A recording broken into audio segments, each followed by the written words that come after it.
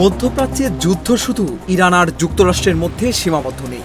ইরানের মিসাইলে লন্ডভন্ড পুরো উপসাগরীয় অঞ্চল, কুয়েত, জর্ডান, কাতার কিংবা বাহরাইন, তারা কি সত্যি যুদ্ধের বাইরে আছে, নাকি নিজেদের মাটিতে থাকা মার্কিন ঘাঁটিগুলোই তাদের সবচেয়ে বেশি ঝুঁকিতে ফেলেছে? আর যদি ইরান আরো বড় আকারে হামলা শুরু করে, তাহলে বিশ্বের সবচেয়ে আধুনিক আকাশ প্রতিরক্ষা ব্যবস্থাও কি শেষ পর্যন্ত টিকে থাকতে পারবে? ইরান ও যুক্তরাষ্ট্রের মধ্যে নতুন করে সংঘাত ছড়িয়ে পড়ার পর আবারও সক্রিয় হয়েছে উপসাগরীয় দেশগুলোর আকাশ প্রতিরক্ষা ব্যবস্থা। বাহরাইন, কুয়েত, কাতার, ওমান, সংযুক্ত আরব আমিরাত এবং জর্ডান সব দেশই গত কয়েকদিনে আকাশে ড্রোন ও ক্ষেপণাস্ত্র শনাক্ত করেছে। কিন্তু এই প্রতিরক্ষা ব্যবস্থা তাদের আদৌ রক্ষা করতে পারবে কিনা সে নিয়ে শঙ্কা থেকেই যাচ্ছে। কারণ ইরানি গণমাধ্যম জানিয়েছে, জর্ডানের আজরাক এয়ার বেজে থাকা মার্কিন স্থাপনাকে লক্ষ্য করে নতুন করে ড্রোন হামলা চালানো হয়েছে। ইরানের ইসলামিক রেভলিউশনারি গার্ড কর্পস বা আইআরজিসি দাবি করেছে, তারা কুয়েতের একটি মার্কিন সামরিক লজিস্টিক কেন্দ্রেও হামলা চালিয়েছে।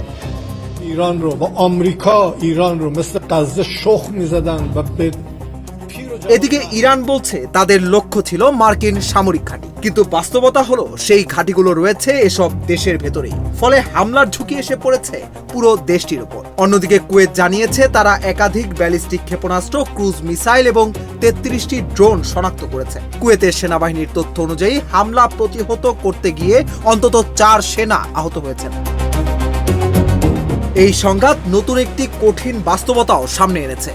মধ্যপ্রাচ্যে যুক্তরাষ্ট্রের অন্তত 19টি সামরিক স্থাপনা রয়েছে, আর পুরো অঞ্চলে মোতায়েন রয়েছে প্রায় 50,000 মার্কিন সেনা। একদিকে মার্কিন ঘাঁটি থাকায় উপসাগরীয় দেশগুলো ইরানের সম্ভাব্য লক্ষ্যবস্তু হয়ে উঠছে, অন্যদিকে সেই মার্কিন সেনা এবং তাদের আকাশ প্রতিরক্ষা ব্যবস্থাই আবার অনেক হামলা প্রতিহত করছে। অর্থাৎ যে উপস্থিতি ঝুঁকি তৈরি করছে, সেই উপস্থিতি আবার নিরাপত্তাও দিচ্ছে। আরেকটি বড় চ্যালেঞ্জ এসেছে ইরানের ড্রোন কৌশল থেকে। ইরান তুলনামূলক কম দামের শাহেদ ড্রোন ব্যবহার করছে। সামরিক বিশ্লেষকদের মতে, একটি ড্রোন তৈরিতে যে খরচ হয় সেটি ভূপাতিত করতে অনেক সময় কয়েক মিলিয়ন ডলারের ইন্টারসেপ্টর ক্ষেপণাস্ত্র ব্যবহার করতে হয়। ইরান যত বেশি সস্তা ড্রোন পাঠাবে, উপসাগরীয় দেশগুলোকে তত বেশি ব্যয়বহুল ক্ষেপণাস্ত্রের ব্যবহার করতে হবে।